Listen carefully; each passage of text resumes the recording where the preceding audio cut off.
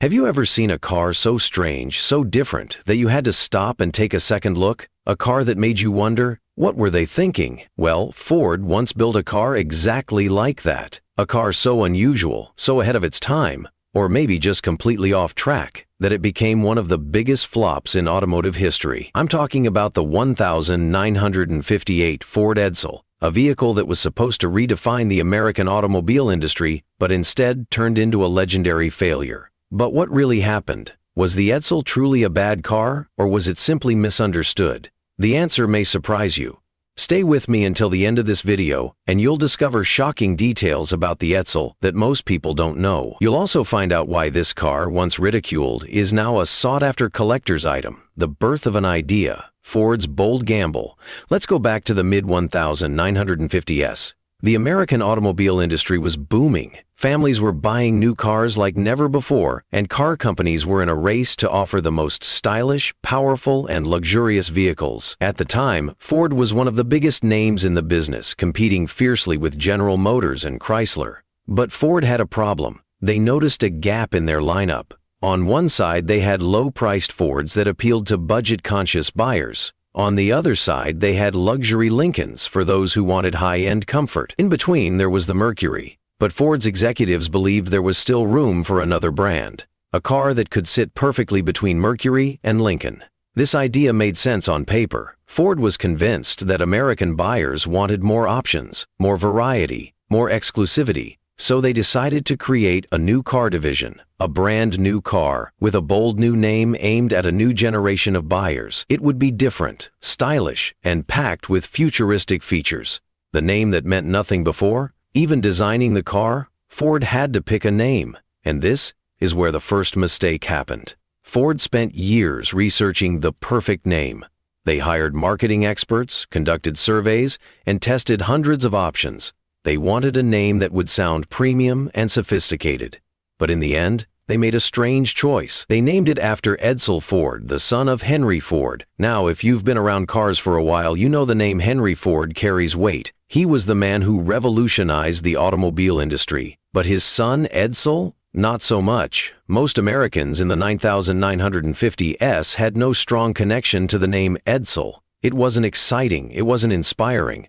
In fact, many people found it awkward and Studies in human psychology suggest that names play a powerful role in first impressions. A name that feels unfamiliar or lacks strong emotional association can make people feel disconnected from a product. And that's exactly what happened. From the very beginning, the name Edsel didn't excite customers.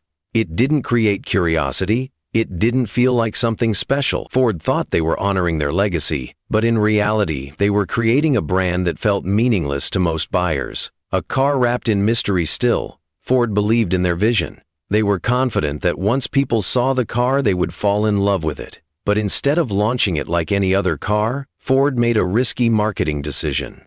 They kept it a secret. For months, Ford ran teaser campaigns about the Edsel without actually showing the car. They called it the car of the future. They promised something groundbreaking, something so advanced that it would change the industry forever. They created a buzz. People were curious. Dealerships prepared for record-breaking sales. Some even believed that the Edsel would be the next big thing in American cars. But when the car was finally unveiled on September 4, 1957, the excitement vanished almost instantly. What people saw wasn't the futuristic masterpiece they had imagined. Instead, they saw a car that looked, well, strange. The first impressions: confusion and disappointment. The first thing that stood out was the grille. Instead of a classic horizontal design, Ford had placed a large vertical oval grille in the center of the car. It looked nothing like other cars on the road. Some people compared it to a toilet seat. Others thought it resembled a horse's collar. Human psychology plays a big role in how we perceive design. Studies have shown that familiarity makes people feel comfortable, while unfamiliar or awkward shapes can create a feeling of rejection. The Edsel's design wasn't just different, it was too different. And for the average American buyer in the 1950S, it felt wrong. But it wasn't just about looks. The pricing was off, the marketing was misleading, and the car had major quality issues right from the start. What happened next? So, how did Ford react when their bold experiment started falling apart? What went so horribly wrong that Edsel became one of the biggest failures in automotive history? The real disaster had just begun, and in the next section, we will uncover the shocking details behind Ford's $250 million mistake and why this car is still remembered today. If the strange design and confusing branding weren't enough to push buyers away, the mechanical issues and poor quality control sealed the Edsel's fate. What was supposed to be Ford's greatest achievement quickly turned into a nightmare for customers who expected a premium experience but received nothing but frustration. Even before the first Edsel was delivered, problems started to appear. Ford had promised advanced engineering, new features, and cutting-edge technology, but in reality the Edsel was built using rushed production methods, parts borrowed from existing Ford and Mercury models, and an assembly process that was deeply flawed. The factory chaos that led to disaster. The biggest issue was that the Edsel wasn't built in its own dedicated factory. Instead, Ford decided to assemble it alongside their other vehicles in existing plants. On paper, this seemed like a cost-saving move. In practice, it was a disaster. Edsel bodies, parts, and components had to be mixed in with regular Ford and Mercury production lines. Workers were constantly switching between assembling different models, leading to frequent mistakes, misplaced parts, and inconsistency. Some Edsels were delivered with mismatched body panels, doors that didn't align properly, and wiring issues that caused electrical failures before the cars even left the factory. Because of these quality control failures, customers who bought an Edsel expecting a high-end experience found themselves dealing with problems right from day one. In some cases, hood ornaments were placed on the wrong side of the car. In others, paint jobs were incomplete and chrome trim was installed crooked or missing altogether. This was a massive psychological failure on Ford's part. When people buy a brand new car, especially one marketed as a premium vehicle, they expect a certain level of flawlessness. The first impression matters. If a buyer spends their hard-earned money on a car and immediately finds defects, their trust in the product is shattered, and once trust is lost, it's almost impossible to win back. The push-button transmission, a feature nobody wanted. One of the most hyped features of the Edsel was its Teletouch push-button transmission, a system designed to replace the traditional gear shift with buttons placed in the center of the steering wheel. Ford believed this would make driving more convenient and futuristic. Instead, it became one of the biggest complaints Edsel owners had. The Teletouch system was not only unintuitive, but it was also prone to failure. The pushbacks were connected to an electrical motor, which had to engage the transmission every time a gear was changed. But because of poor wiring and unreliable connections, many drivers experienced delays, misfires, and even complete failures, where the car wouldn't shift at all. Even worse, the placement of the buttons on the steering wheel created a dangerous situation. Drivers who were used to pressing the center of the wheel to honk the horn now found themselves accidentally shifting gears instead, sometimes while the car was still moving. This was another huge psychological mistake. Studies show that people dislike having to relearn familiar tasks, especially when it comes to something as instinctive as driving.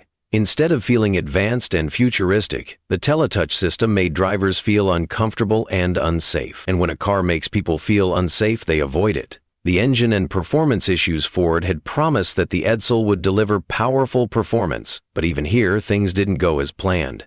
The car came with multiple engine options, including a 410 cubic inch V8 that was supposed to provide smooth and effortless acceleration. But because of poor engineering and rushed development, Edsel engines were often plagued by leaks, overheating issues, and inconsistent power delivery. Many owners reported that their Edsels felt sluggish, had trouble starting in cold weather, or experienced rough idling and frequent stalling.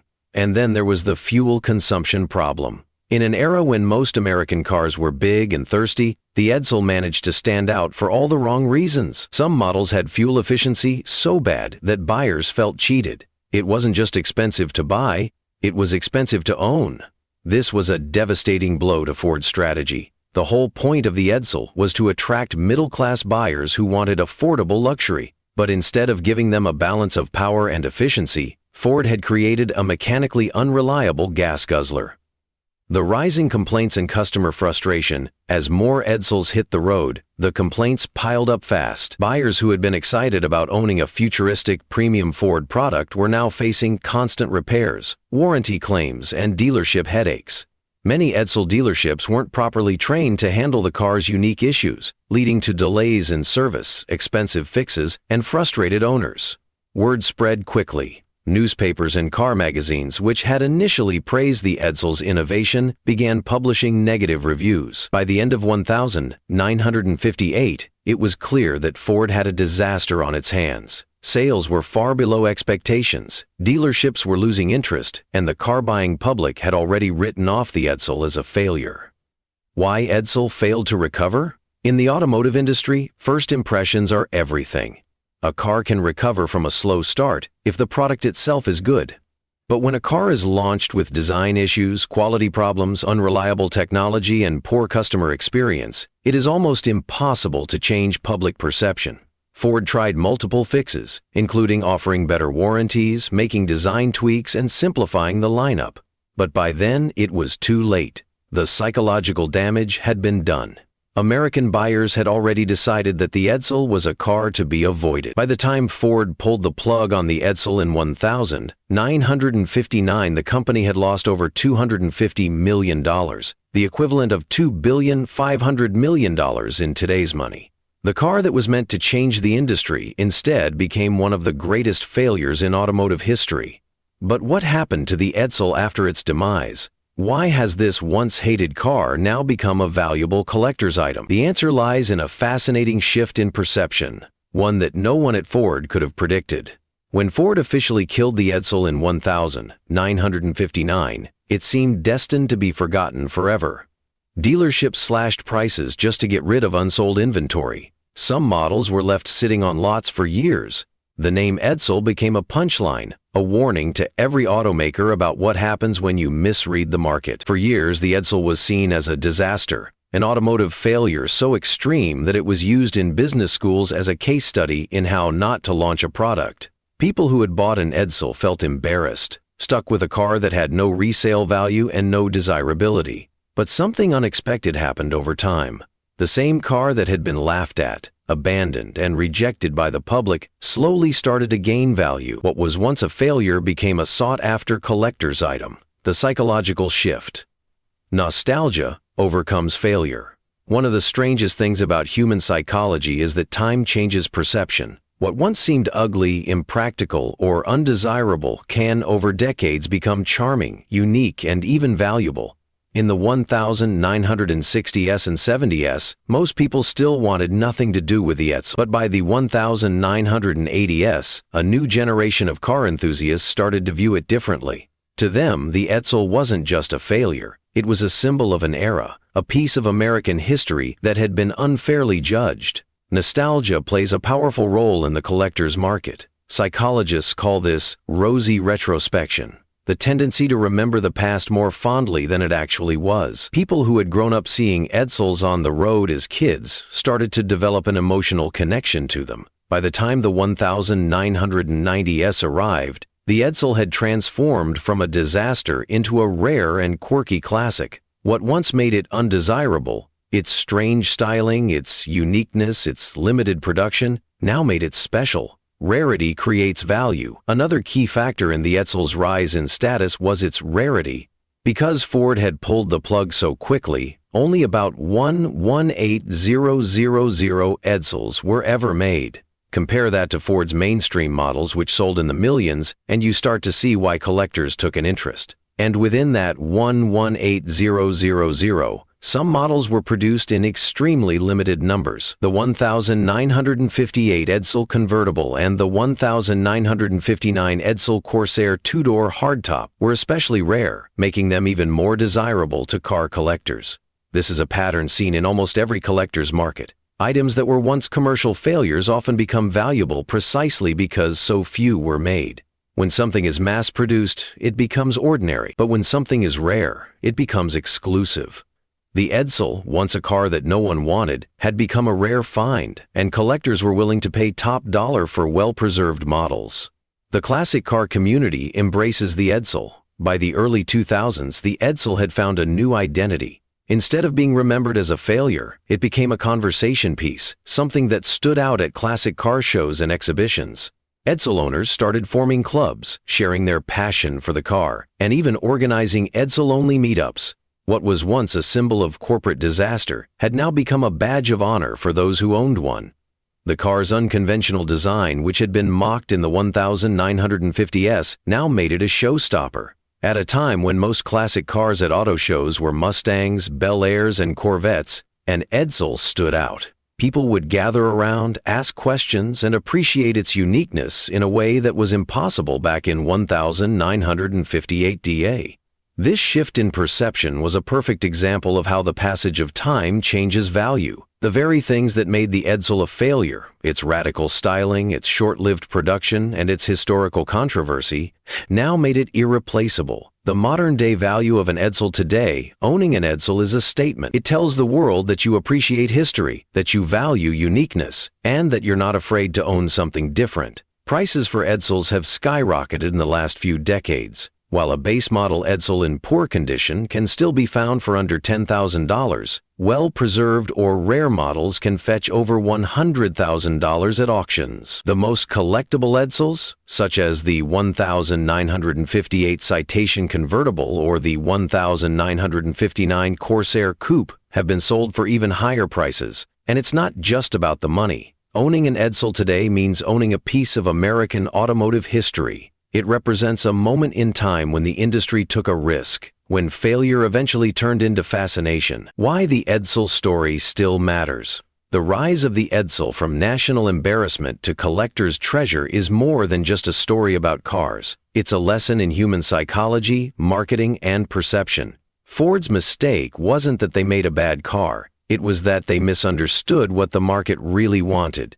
They thought people were looking for something radical and new, but most buyers actually wanted something familiar with just the right amount of improvement. This lesson is still relevant today. In an era where car manufacturers are experimenting with electric vehicles, autonomous driving, and futuristic designs, the Edsel stands as a warning about the risks of pushing too far, too fast. But it's also a reminder that failure isn't always final. What seems like a disaster today can, given enough time, become a respected and valuable icon. The Edsel proves that sometimes it's the most unexpected things that stand the test of time. The Edsel may have disappeared from Ford's lineup in 1959, but its influence never truly faded. The failure was so massive, so shocking that it changed the way automakers approached design, marketing, and product development forever. The Edsel wasn't just a car. It was a wake-up call that reshaped the industry in ways that are still felt today. A marketing disaster that changed the playbook. One of the biggest reasons the Edsel flopped was Ford's marketing overkill. The company had built so much hype around the car, making it sound like a revolutionary masterpiece, that expectations were sky high. When the car finally arrived and turned out to be just another big gas-guzzling sedan with odd styling, people felt let down. The mistake? Overpromising and under-delivering. This failure forced automakers to rethink how they marketed cars. Before the Edsel, advertising often relied on big, bold claims that weren't always backed up by reality. But after the Edsel disaster, companies realized they needed to be more strategic. They had to make sure that what they promised in their ads actually matched what customers experienced in real life. This shift in thinking led to a new era of consumer-focused marketing. Car companies began using customer research, focus groups, and real-world testing to ensure their products actually delivered on expectations. Ford itself learned this lesson and applied it a few years later when developing the Mustang, a car that, unlike the Edsel, became a massive success because it was exactly what people wanted.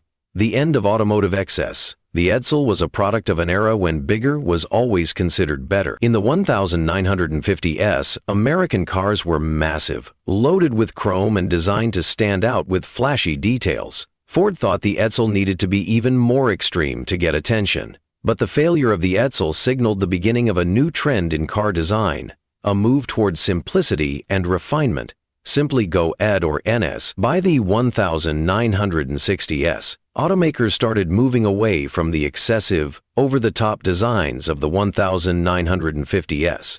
Cars became sleeker, more aerodynamic, and less cluttered with unnecessary features. The Edsell's failure proved that gimmicks don't sell cars. Great design, solid engineering, and practicality do. This mindset still shapes the industry today, where car design is driven by functionality and consumer preference, rather than just making something flashy for the sake of attention. A lesson in understanding the customer. Perhaps the most important lesson the Edsell left behind was the importance of knowing your customer. Ford made a huge mistake in assuming that people wanted a car that was positioned between their Ford and Mercury brands. The truth? Most customers weren't looking for another option in that price range. They were either happy with their Fords or willing to spend a little extra for a Mercury. This misunderstanding of consumer behavior became a turning point in the auto industry. Companies started to invest heavily in market research, trend analysis, and customer feedback. They stopped making assumptions and instead listened to what buyers actually wanted. This is why modern car companies spend years testing and refining a model before it ever reaches production. Every detail, from the dashboard layout to the placement of cup holders, is based on careful research to ensure that the car appeals to the right audience. Ford's redemption and the birth of an icon. While the Edsell was a failure, Ford didn't let it define them. In fact, they took everything they learned from the disaster and used it to create one of the most successful cars of all time, the Ford Mustang. Launched in 1964, the Mustang was everything the Edsell wasn't. It was sleek, simple, affordable, and most importantly, exactly what customers wanted. Ford didn't try to force a new category into the market. Instead, they responded to the growing demand for a sporty, stylish, and fun-to-drive car. The result? The Mustang became an instant classic, selling over 400,000 units in its first year alone. It was a direct response to the lessons Ford had learned from the Edsell, that understanding the customer is more important than trying to create a demand that doesn't exist.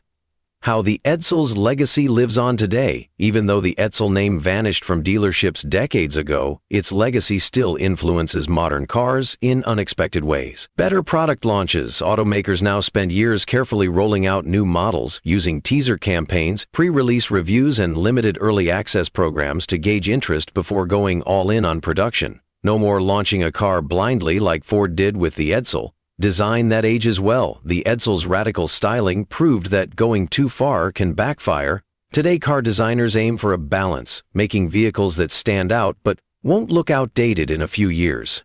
The importance of brand trust. One of the biggest problems with the Edsell was that it hurt Ford's reputation. Automakers today work hard to build trust with customers, ensuring that every new model is high quality, well-tested, and free from major defects before it ever reaches the public. Collectability of unique cars. The Edsell's surprising rise as a collector's item has changed the way people view automotive failures. Some modern cars that flopped at launch, like the Pontiac Aztek or the DeLorean DMC-12, have now gained a cult following, proving that even failures can become icons over time.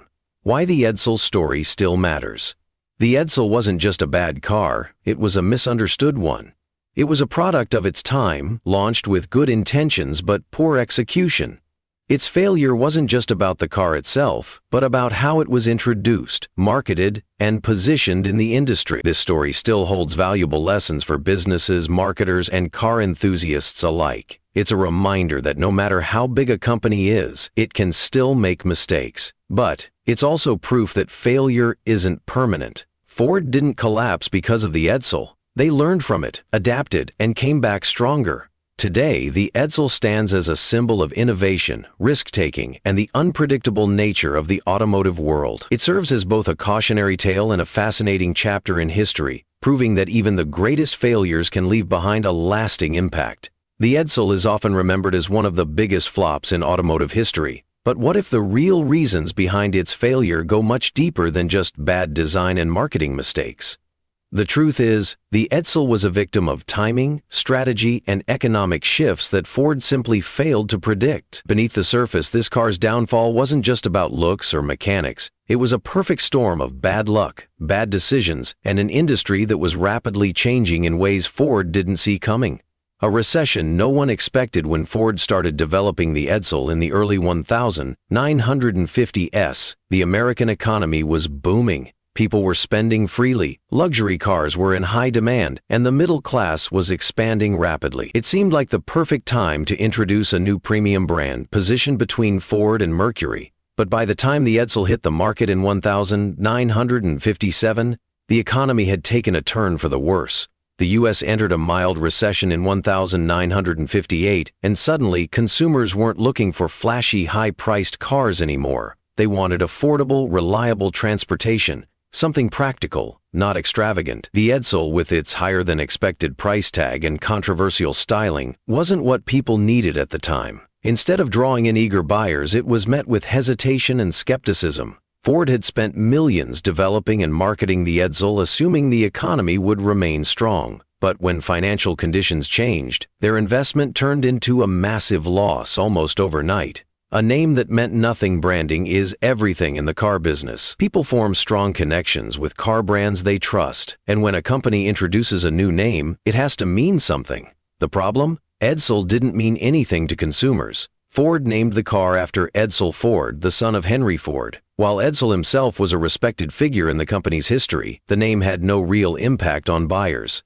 It wasn't catchy, it wasn't familiar, and it didn't inspire confidence. Compared to names like Chevrolet, Buick, or Cadillac, Edsel sounded awkward and out of place. Worse, Ford executives struggled to agree on the name. The project had been internally called the E-Car for years, and when it came time to decide on the final name, Ford hired a consulting firm that came up with over 6,000 possibilities. But instead of picking a modern, powerful name, they went with Edsel, a choice that felt forced and uninspired. A strong name alone wouldn't have saved the Edsel, but it might have given it a better chance. Instead, the name became another reason people were hesitant to buy it. A confusing lineup that overwhelmed buyers. One of the biggest mistakes Ford made with the Edsel was introducing too many models at once. Instead of launching a single, well-defined car, Ford released 18 different variations across multiple price points. This created confusion among buyers, who weren't sure exactly what the Edsel was supposed to be. Some versions of the Edsel were built on a Ford chassis, while others were based on Mercury. This led to inconsistencies in quality, performance, and design.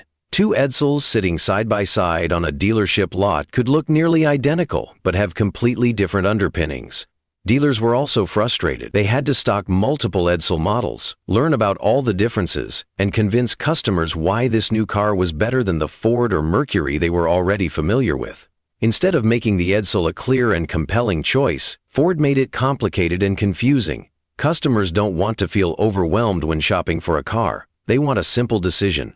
A car that speaks to them, feels right, and fits their needs. With the Edsel, Ford made the process harder than it needed to be, pushing buyers toward easier choices like a standard Ford or a Mercury. Quality control issues that ruined first impressions. Even if someone loved the way the Edsel looked, they might have walked away after driving one off the lot.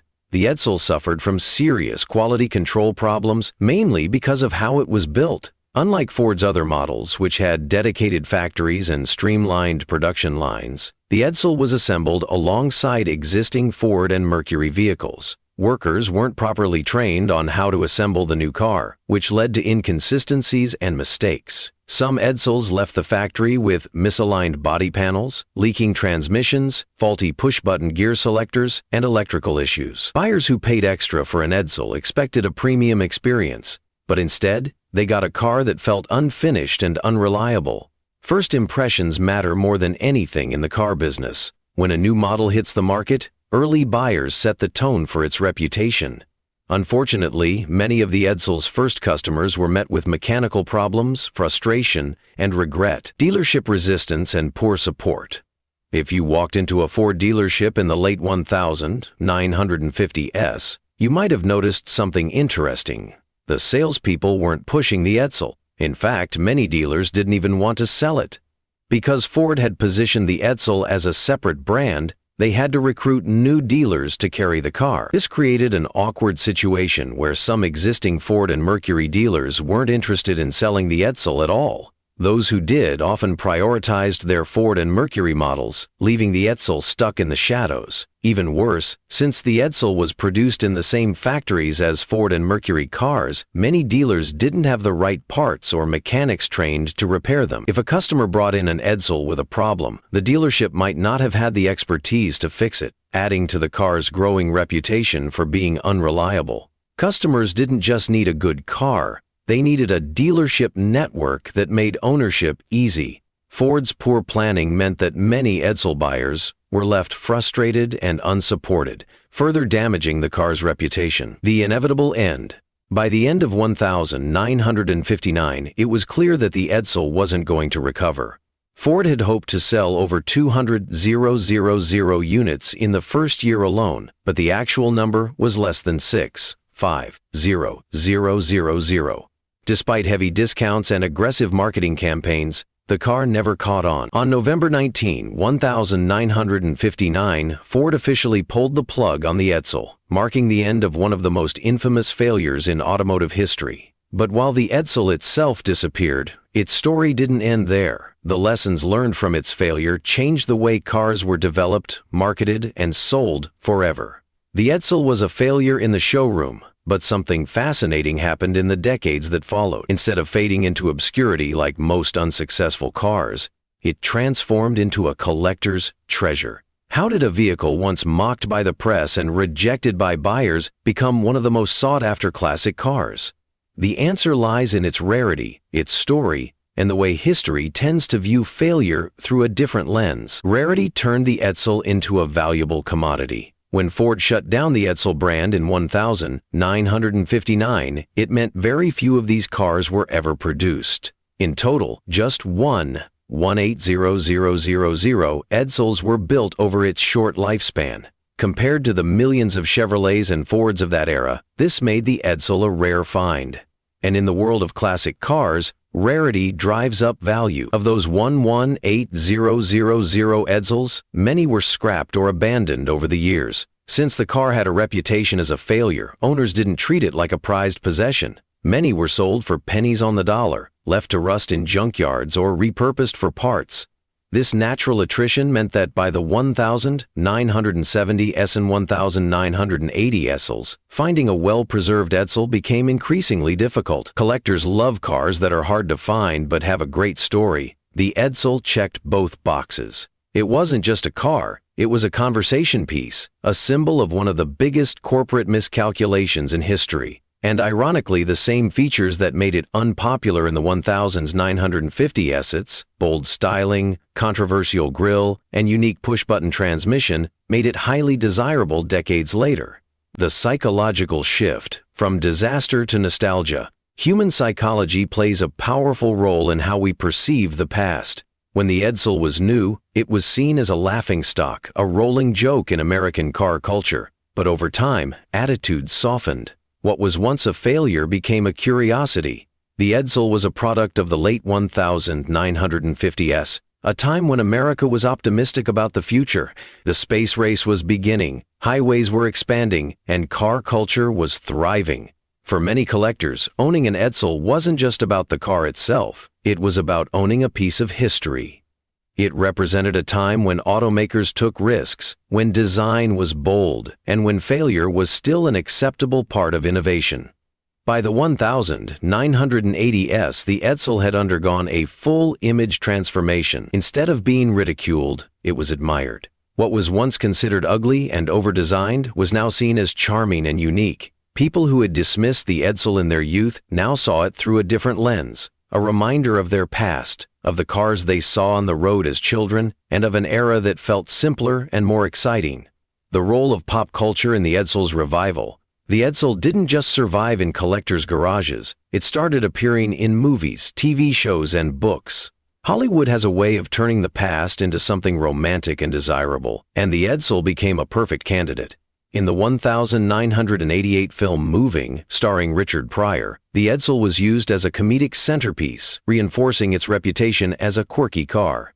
But as more classic car enthusiasts started discussing the Edsel, its cultural status changed. It was no longer just a joke. It was an underdog story, a machine that had been misunderstood in its time. Car shows and museums also played a role. Enthusiasts began showcasing the Edsel at classic car events, sharing its unique story and helping to reshape its image. By the 1990s, What was once a symbol of automotive disaster had become a badge of honor for collectors. Owning an Edsel meant owning something rare, historic, and deeply connected to one of the most fascinating chapters in American car history. The price surge, from scrap metal to classic car gold. For decades after its failure, Edsels were cheap. In the 1960s and 1970s, you could buy one for next to nothing. Some were sold for as little as a few $100s, and even the most pristine examples rarely commanded significant money.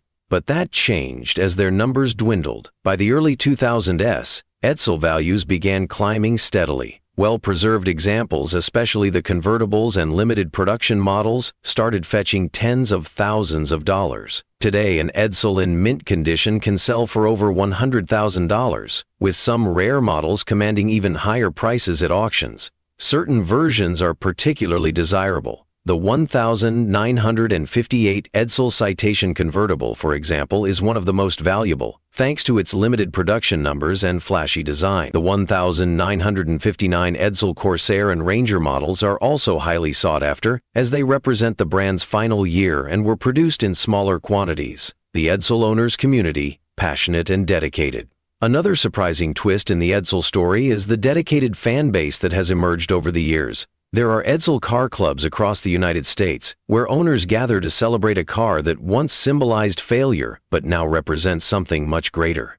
These enthusiasts track down parts, restore neglected Edsels, and share stories about their experiences. Many of them take pride in the fact that they own a car that once struggled to find buyers. To them, the Edsel is more than just an automobile. It's a piece of automotive history that deserves respect and appreciation. Car clubs like the International Edsel Club and the Edsel Owners Club have helped keep the Edsel's legacy alive. Through organized meetups, car shows, and online forums, these passionate individuals have turned a forgotten failure into a celebrated classic. Why the Edsel's story still matters today. The rise and fall and rise again of the Edsel teaches us a powerful lesson about perception, patience, and how history rewrites itself. At its launch, it was a catastrophe. It cost Ford hundreds of millions of dollars, damaged reputations, and became a case study in how not to introduce a new car. But today, the Edsel is a legend, a collector's prize, and a symbol of resilience.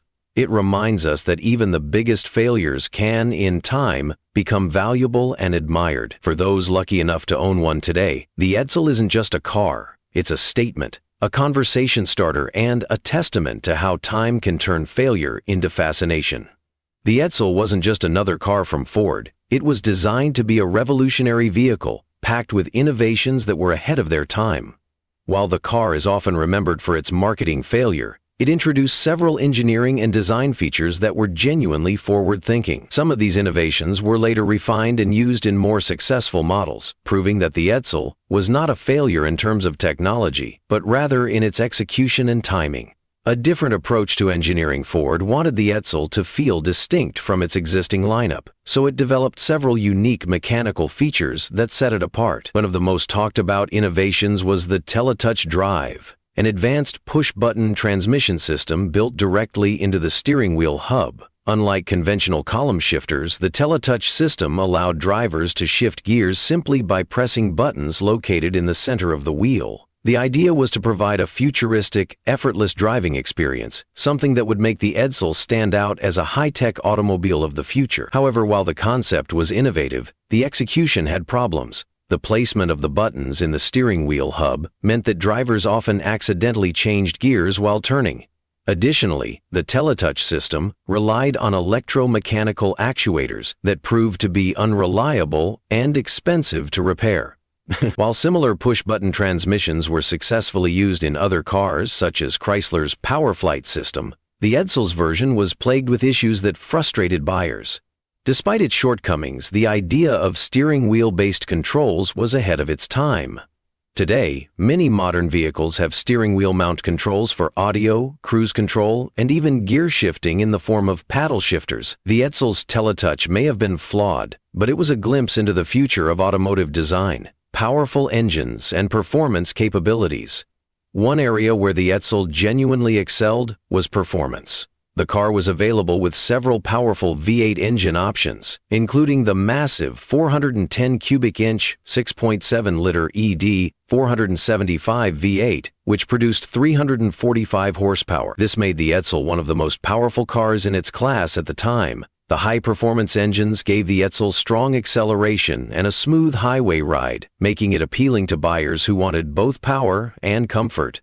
However, this came at a cost. Fuel efficiency was poor, which became a concern during a time when consumers were starting to prioritize economy over raw horsepower. Another engineering innovation was the self-adjusting brakes, a feature designed to reduce maintenance needs by automatically adjusting brake tension as they wore down. While this was a useful technology, it was not enough to convince skeptical buyers that the Edsel was a superior product.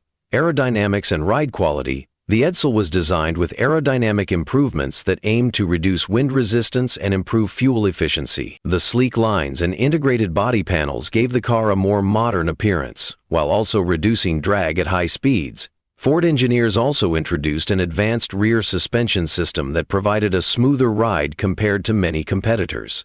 The Edsel's chassis was built for comfort, stability, and highway cruising, which made it an ideal car for long road trips. Unfortunately, these engineering strengths were overshadowed by the car's styling controversies and marketing blunders. The controversial horse collar grille, a bold experiment. One of the most polarizing design elements of the Edsel was its vertical grille, often called the horse collar or toilet seat grille. This was intended to be a signature design feature, something that would make the Edsel instantly recognizable on the road. Ford's designers believed that a vertical grille would set the Edsel apart from other cars of the time, which typically had wide horizontal front grilles. The concept was to create a bold, futuristic look that emphasized speed and sophistication. However, instead of being praised for its originality, the grille became the subject of jokes and criticism. Many people compared the Edsel's front end to a gaping mouth or a horse's collar, making it difficult for consumers to take the design seriously. Some even found it aesthetically unappealing, which hurt sales. This highlights an important lesson in automotive design. Sometimes, being too different can backfire. Interestingly, modern car manufacturers often experiment with unique front-end designs, and some of them become successful over time. The Edsel's grille, while controversial in the 1950s, might have been better received if it had been introduced in a different era. Today, car brands like Lexus and BMW use bold, oversized grilles, proving that what was once considered unattractive can eventually become a design trend. A two-tone color scheme that stood out. Another unique design feature of the Edsel was its striking two-tone color combinations. During the late 1950s, car buyers loved bright, attention-grabbing colors, and Ford delivered by offering bold, contrasting paint schemes. The Edsel's styling cues, including its sculpted side panels and chrome detailing, were meant to create a sense of motion and energy even when the car was parked. This was an attempt to make the Edsel feel like a luxury vehicle with a futuristic touch. While some buyers appreciated the artistic effort, others found the design to be too flashy or overdone. This reinforced the perception that the Edsel was trying too hard to be different, which didn't sit well with consumers, who preferred more conservative styling. A dashboard designed for the future inside the Edsel, Ford introduced several interior features that were considered cutting edge at the time. The dashboard was designed with a futuristic layout, featuring an advanced floating speedometer that gave the illusion of movement, a concept that was rare in the 1950s. The dashboard also included warning lights for low fuel, engine temperature, and oil pressure, a feature that later became standard in modern cars. The goal was to provide drivers with more information at a glance, enhancing safety and convenience. However, the complex controls and futuristic layout made the Edsel feel intimidating to some buyers, especially those who were used to simpler dashboards. This highlights an important psychological factor in car design. Too many changes at once can make consumers uncomfortable. The legacy of Edsel's innovations, despite its commercial failure, the Edsel introduced several engineering and design elements that were ahead of their time.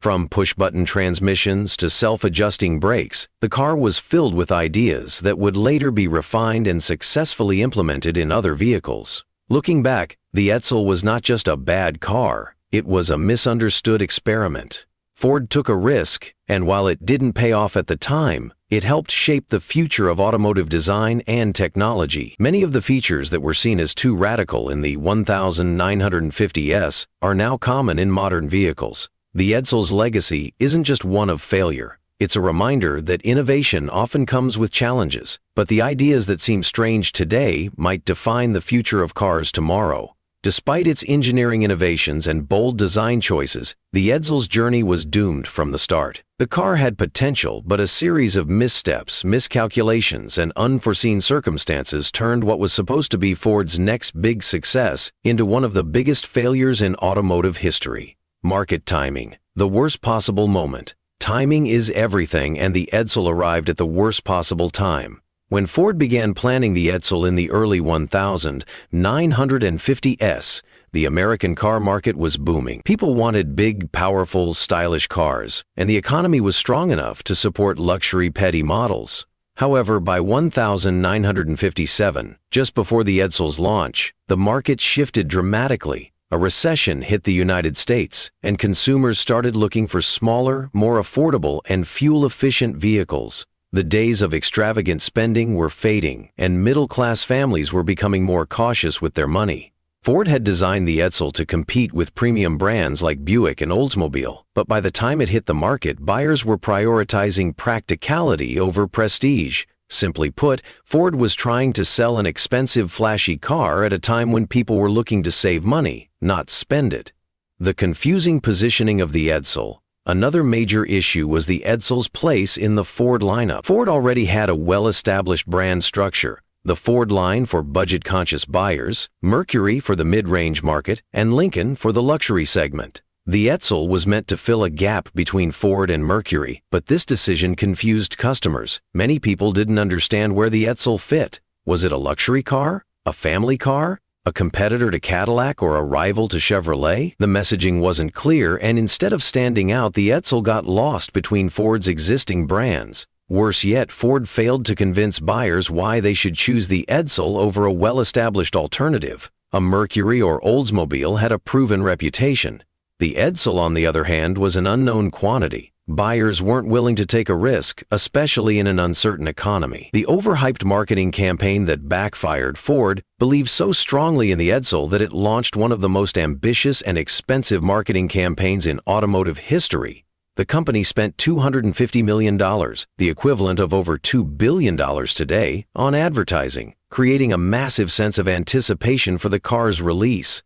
Instead of simply introducing the Edsell like any other car, Ford built it up like a mystery. Teasers and advertisements hinted that the Edsell was the future of automobiles, something never seen before, a car that would change the industry forever. The public was curious, intrigued, and excited. However, when the car was finally revealed, the reaction was a massive disappointment. The Edsell didn't look like something from the future. It looked like a slightly modified Mercury, with an unusual grille. The innovations it offered were either too minor to justify the hype or too complicated for the average driver to appreciate. Many customers expected a revolutionary new kind of vehicle, but when they saw the Edsell, they felt let down.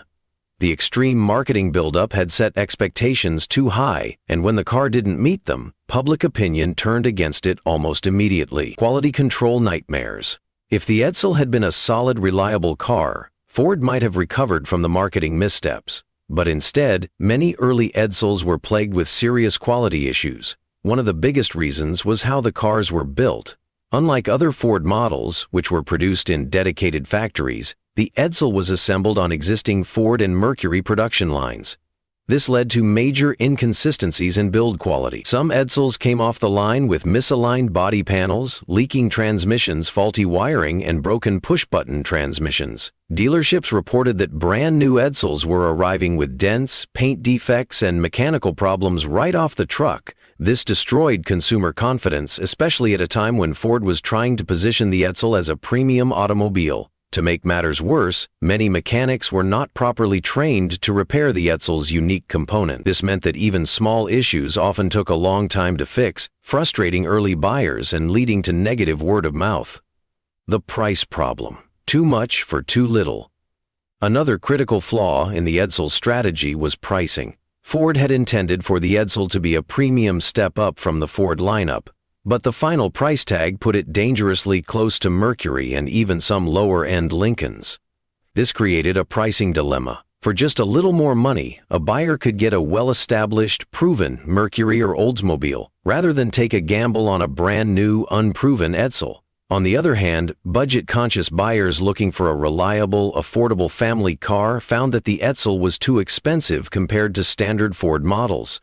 By trying to appeal to both the mid-range and near-luxury market, the Edsel ended up not truly appealing to either. The death spiral begins within. Just a few months of launch, the Edsel's reputation was already in trouble. Sales figures were far below Ford's expectations, and dealers were struggling to move inventory. By early 1959, it was clear that the Edsel was a financial disaster. Ford executives scrambled to fix the situation.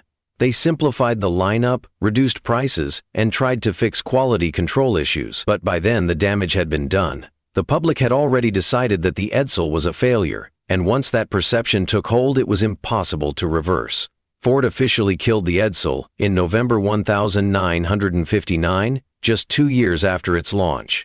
By that time, only 18,000 Edsels had been sold, far below the millions Ford had originally planned for. The company lost an estimated $350 million on the Edsel, an enormous amount at the time. It remains one of the most expensive failures in automotive history.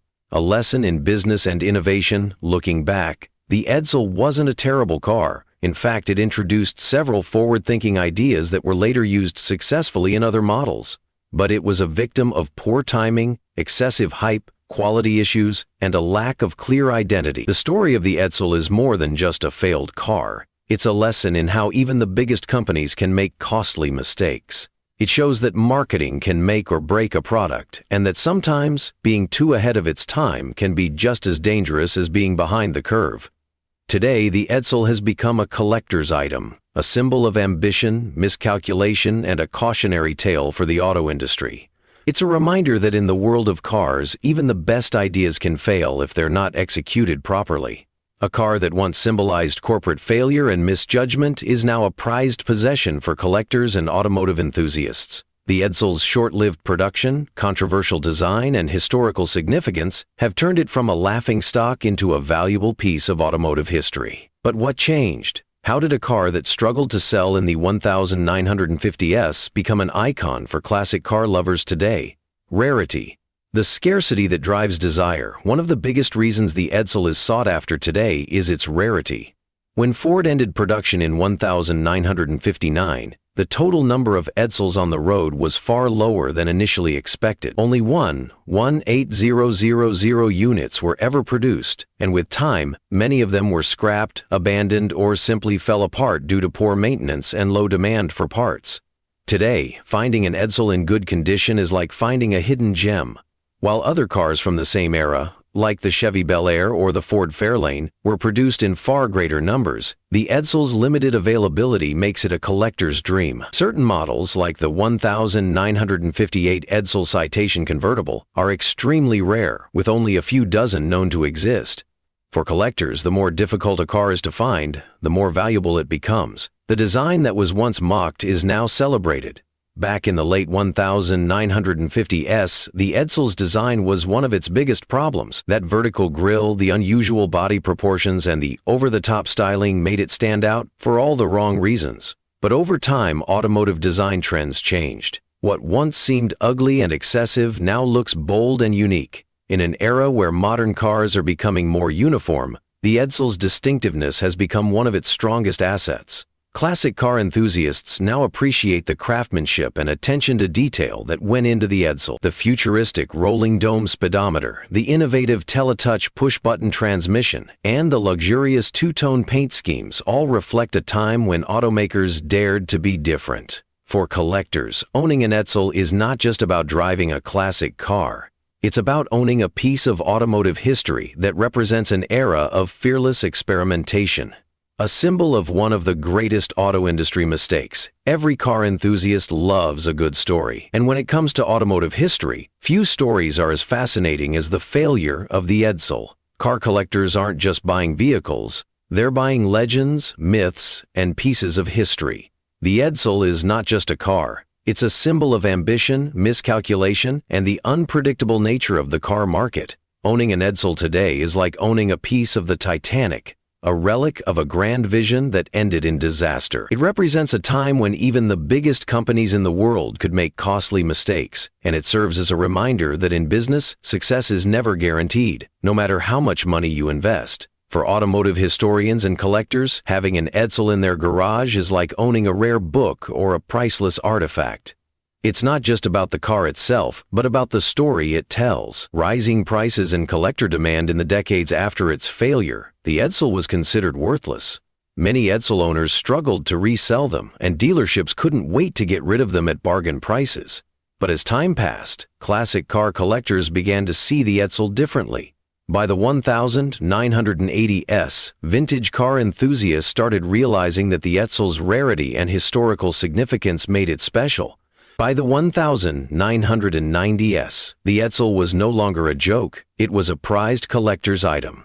Today, well-preserved Edsels are in high demand, with certain models selling for well over $100,000 at classic car auctions. The 1958 Citation Convertible, the 1959 Corsair, and the ultra-rare Edsel wagons are among the most valuable. Even less popular models command strong prices if they are in excellent condition. The car that once nobody wanted is now something that many collectors would love to own.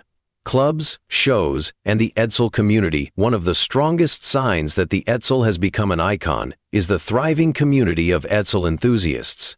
Today, Edsel owners have dedicated car clubs, events, and online communities where they celebrate their love for this misunderstood vehicle. The Edsel Owners Club and the International Edsel Club bring together collectors from all over the world. These groups organize annual gatherings, Edsel-only car shows, and restoration workshops to keep the legacy alive. For many classic car lovers, owning an Edsel isn't just about having a rare car. It's about being part of a passionate community that appreciates the car's place in history. At classic car shows, an Edsel always turns heads. While most attendees expect to see Mustangs, Camaros, and Corvettes, the sight of an Edsel is always a conversation starter. People who once mocked the car are now curious and fascinated, eager to learn about its story. In a world where vintage cars are often judged by their popularity, the Edsel stands out as a car that was ahead of its time but misunderstood in its own era. The Edsel's comeback, a legend reborn history, has a way of changing perspectives. The car that was once called the biggest automotive disaster of all time is now seen as an irreplaceable part of car culture. The Edsel's journey from failure to fame is a testament to how perception can evolve over time. What was once ridiculed is now admired. What was once a failure is now a valuable treasure. For those lucky enough to own one, the Edsel is more than just a classic car. It's a symbol of automotive ambition, risk-taking, and the unpredictable nature of consumer trends. And while Ford may have lost hundreds of millions of dollars on the Edsel back in the 1950s, today, the value of its legacy is priceless.